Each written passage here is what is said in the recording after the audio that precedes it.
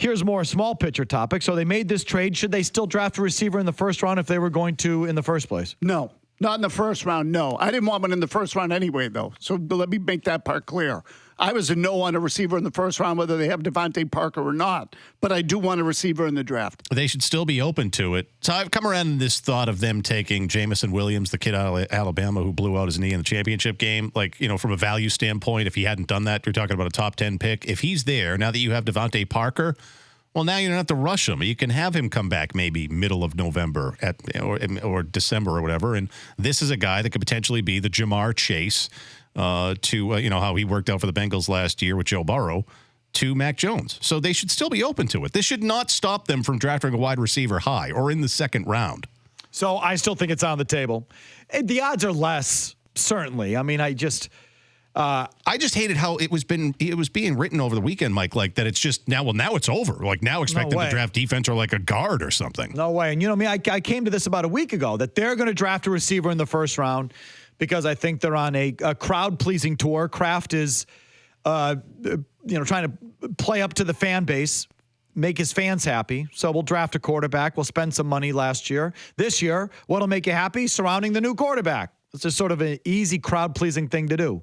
Well, and if you look at it, too, Parker could be a good smokescreen, right? In other words, it throws people off the scent. Sure. But just along those lines, we're going to draft the quarterback in 1 year. The next year, we're going to surround him with young receiving talent. So here's a trade for Parker. Here's a first-round draft pick at receiver. See our plan? Aren't you happy? Can draft these guys in fantasy. The receivers, the weapons. I can just sort of feel I felt that happening last week. Now, since they've made this trade, do I still feel that way? Yeah. I mean, the odds are less that they'll go receiver in the first, but I still think that it's on the table, and I can see it. We have receivers now. We have receivers for the future. We're investing in Mac Jones. I can see that storyline. And Karen Garesian of the Herald wrote something very much along these lines, sort of agrees with that thought.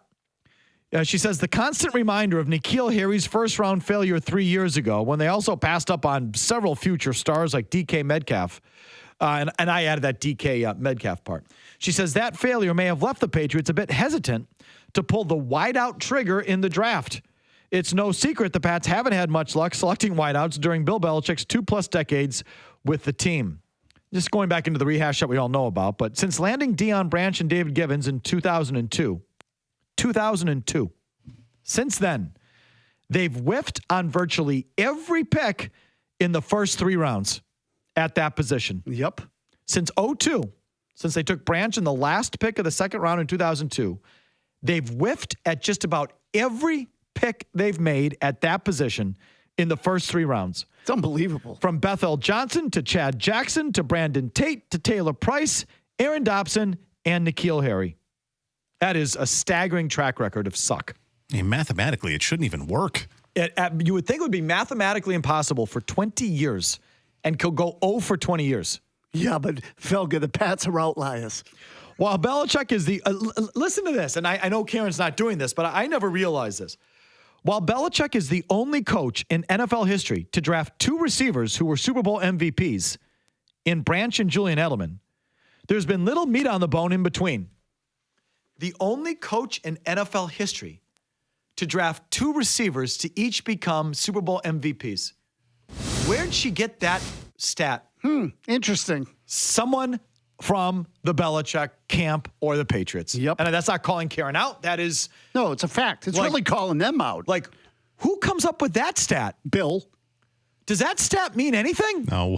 His boat is now 8 rings and 2 Super Bowl MVP receivers. That is... and I'm really not dumping on Karen. It's like, because she's so thorough and well-sourced, she probably talks to everyone on all angles of this. Definitely. And my guess is someone close to Belichick or the team who's trying to make it look good said, well, you do know he's the only guy to draft 2 Super Bowl MVPs at receiver. So it's really not that bad. To which I would say, what a meaningless stat that is. Totally. Like, okay, well, the first guy was 4 million years ago in Deion Branch in 2002. And the other guy was a quarterback who you drafted in the 7th round and were like, what are we going to do with this guy? And he turned into a great, great, great slot receiver. but he was a quarterback from Kent State who you drafted in the 7th round. That's hardly targeting some sort of talent at receiver. For Pete's sake. I know that one's a stretch. I mean, and again, Karen's the last person I would do this to, but I can just hear this now. I can hear Belichick's guy or Belichick saying, well, you do know. No, I didn't. I never thought of it in those terms, and why would I? Yeah, because it's useless to think in those terms. The fact that he drafted Deion Branch and Julian Edelman 20 years apart makes him good at drafting receivers? Yeah, didn't you know that?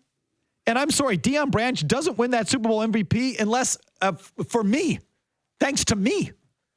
And I'm serious you had about a vote. that. Yes, I was one of those guys. It's I don't know how they do it now, but back in those days, I think there was only like 12 or 15 ballots that they handed out in the press box in the 4th quarter of the Super Bowl. I had one in 36 as well. And the first 3 of them, I had Super Bowl MVP votes. And Peter King wanted to split it between Brady and something else. I can't remember. Like, no, that's Branch. Deion Branch, they came out. It was a 7-7 game at half. They came out in the 3rd quarter, and they threw a Deion Branch all the way down the field and scored and went up 14-7. That was Deion Branch. Didn't he have like 12 catches in that game? He was great in that game. He gave him the win. So I want to take credit. But if not for me, he's not even that MVP. I know I'm stuck on that one little thing. Bill's the only coach in NFL history to draft 2 receivers to be Super Bowl MVPs. Stick your finger in your mouth again, Murray, would you please? Yeah, wee! What does that mean? I mean, listen, you're right to be agitated about that one.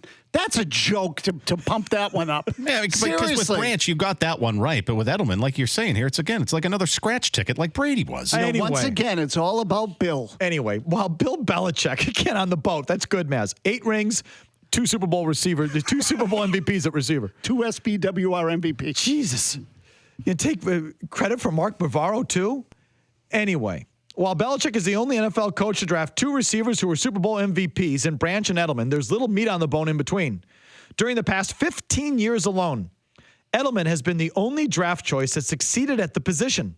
The only one. And again, I would tell you, he was a receiver coming out of Kent State, drafted in the 7th round. Oh, he was a flyer, please. Malcolm Mitchell was on his way, but his career was cut short due to knee woes. Hence, the team's recent trades for Brandon Cooks, Josh Gordon, Mohamed Sanu, and now DeVante Parker. That's why they've had to trade at the position because they can't draft it. And I don't feel good about any of those guys. Cooks, Gordon, Sanu. I mean, Cooks gave him something. It wasn't a total waste. And the Rams bailed them out by giving them a 1st-round pick on the way out the door. But that wasn't a great trade. She says, but whether they're gun-shy or not, that shouldn't stop them from supplying Jones with more help in the draft. Their work is not done. They need to get back on the horse and try again. I agree 1,000%. I agree 1,000%. Well, and particularly because historically, even, whenever they bring a receiver in, it can take a while with their system and everything else. So I would say if you want the guy to be there in 2023, draft him now. If you get something out of him this year, great. I mean, that's good. But I don't think that they can bank on it given their history with receivers. So to me, the storyline is still there. They're going to draft the quarterback in 1 year, and they're going to spend the next 2 years surrounding him. And year 1 with some free agent dollars. This year, it's going to be this trade, which I think kind of fell in their lap. Again, Price is Right kind of thing versus targeting the player. But oh well, it's okay. They should help. Parker should help. Good player. And I bet they're going to draft a guy in the first couple rounds. If not the 1st round.